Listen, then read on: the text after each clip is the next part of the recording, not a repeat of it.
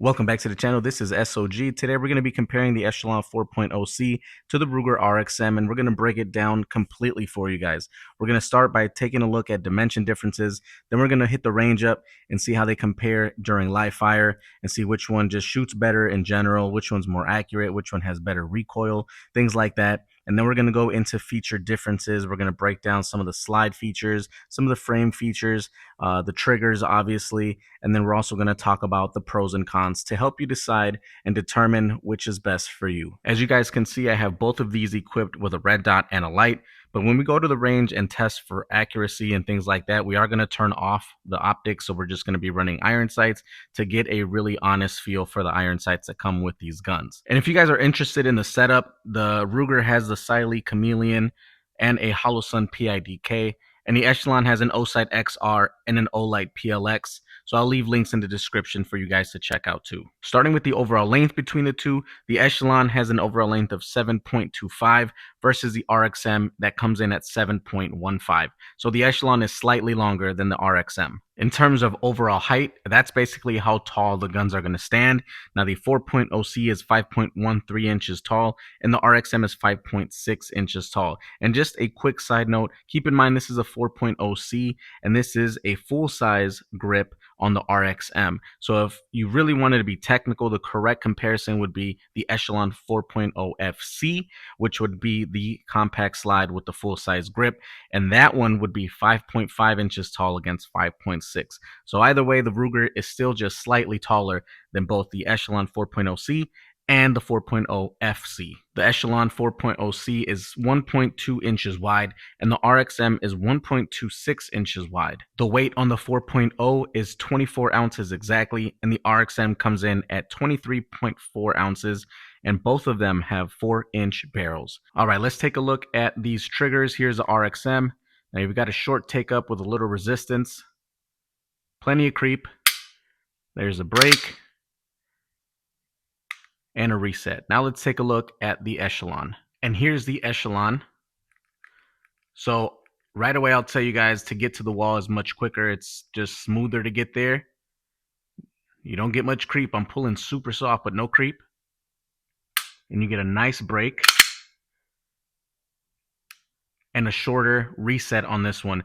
One thing I do notice about that reset though is it's very faint in the feeling and in that audible click to give you that confirmation that you've reset or you're ready to take that follow-up shot.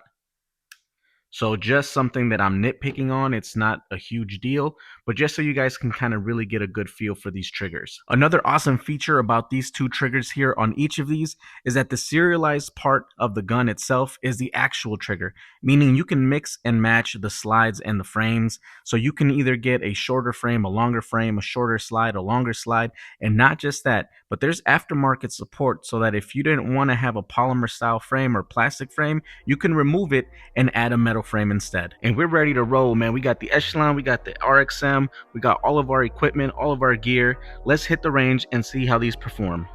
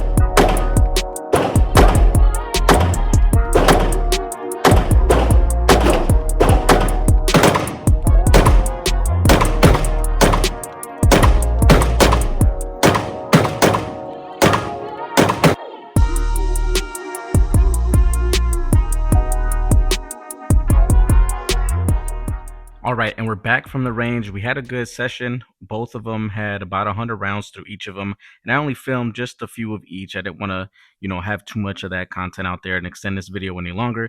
But what I did notice was the Ruger RXM, and I might be in the minority by saying this, it has a better trigger, and it shot flatter.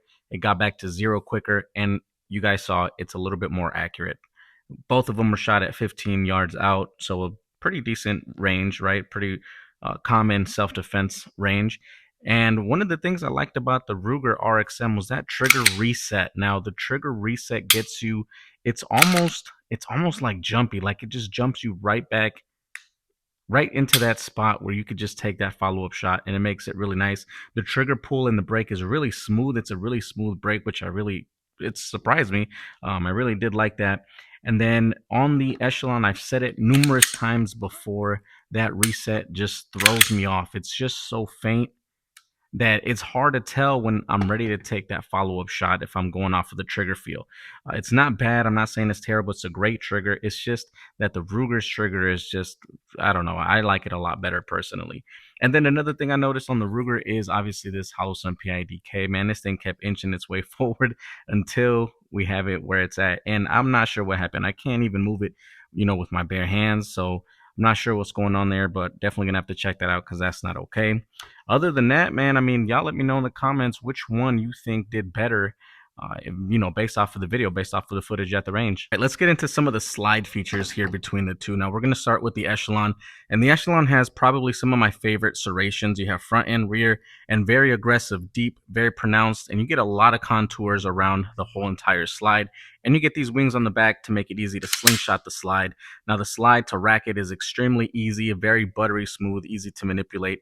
And then you have your optic mounting system here. They have something that's called the VIS optic mounting system. Basically, you have different pins that you can mix and match to make optics that are currently on the market. Direct mount, so no need for adapter plates, which is awesome. And then you have your extractor that serves as a loaded chamber indicator. You don't get any manual external safeties, and there is no striker indicator, but you do get metal night sights. Now, the Echelon gives you a couple of different options. You can opt for what I have, which is a 3-dot system, 3 white dots, as y'all can see there. Or you can get their more common or traditional tritium yellow front sight with a white outlined U-notch rear. Whatever the case is, these are a little bit more expensive, but personally, in my experience, I prefer these over the more traditional sights that Springfield gives you. Now let's take a look and see how this compares to the RXM. Now the RXM also has front and rear slide serrations, not as aggressive, not as deep. You don't get as much contours, but it still does its job, and it's still very easy to manipulate the slide. I think that the slide is a little easier on the Echelon, but nonetheless, it's still a good working slide here on the RXM.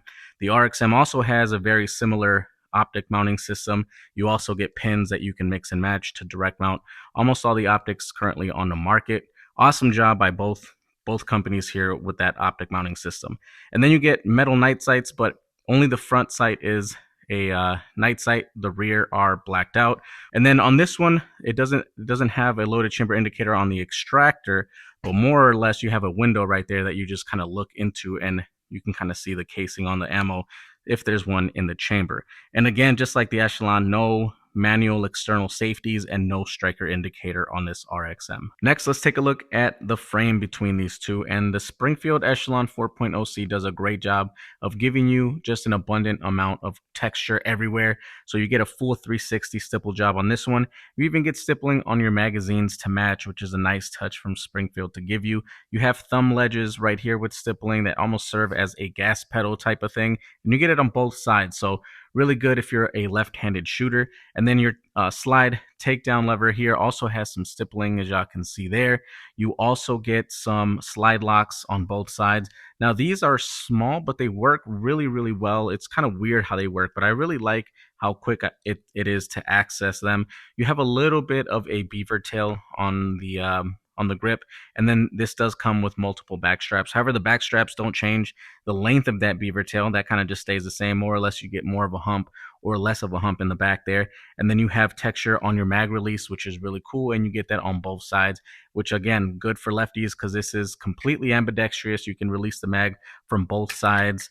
So lefty or righty, you can do the same thing. So again, a good touch from Springfield.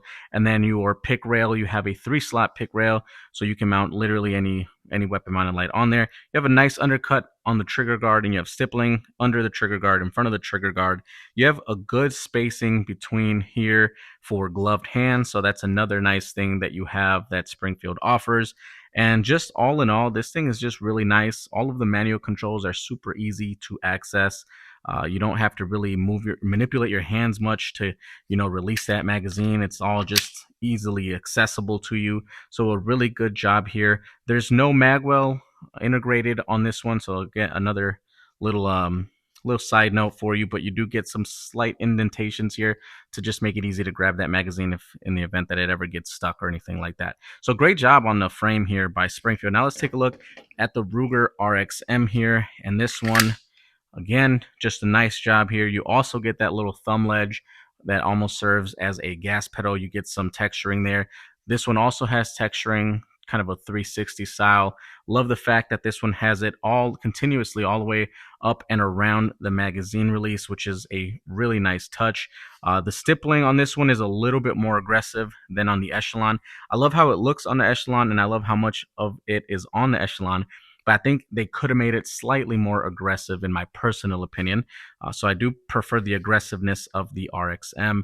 However, both are great.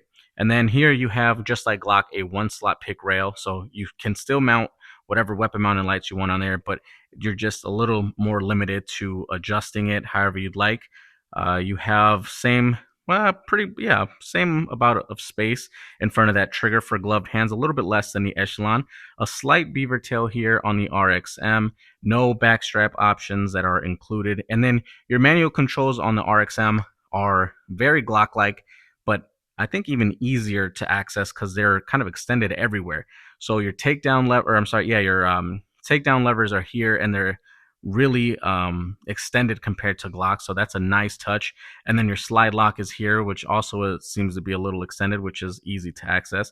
Your mag release is super wide open and easy to access, and the magazines, although they don't shoot out really fast, they come out easily, so not a big deal. The one thing to note on this RXM though, as far as frame features, is it's not completely ambidextrous. So the only thing you get if you're a left-handed shooter on this side is going to be one of the 2 takedown levers. You don't get a slide lock over here, and you don't get that mag release that flips over. Now that's one thing though that I kind of keep getting mixed information on, whether or not you can flip this magazine over and to serve as a left-handed shooter.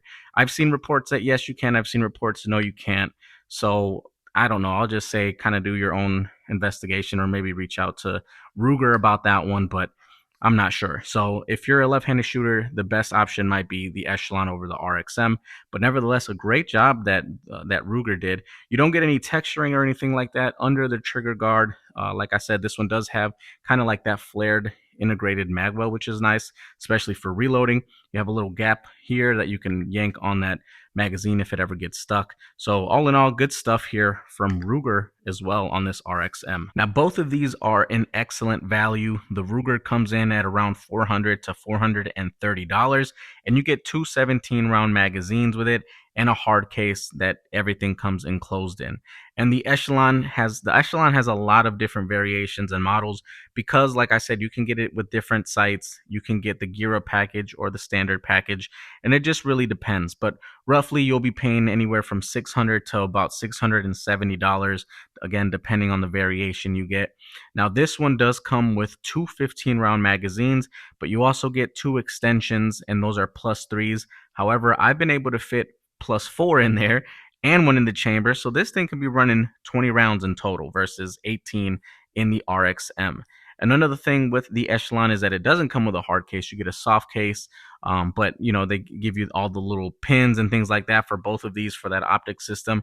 Again, another nice touch. And then the Echelon gives you back straps, and the Ruger does not. All in all, I think both are worth their value. They're excellent guns. They're both extremely reliable, but I'd love to hear what your thoughts are between these 2 handguns. I personally haven't had any issues with either of them, but I'm going to continue to throw shots down the range with both and continue to give you guys updates if in the event that I do come up with any issues. That should wrap it up for this video. I really appreciate you guys for checking back in. Smash the like button, drop a comment, and let me know which of these two you would choose and why.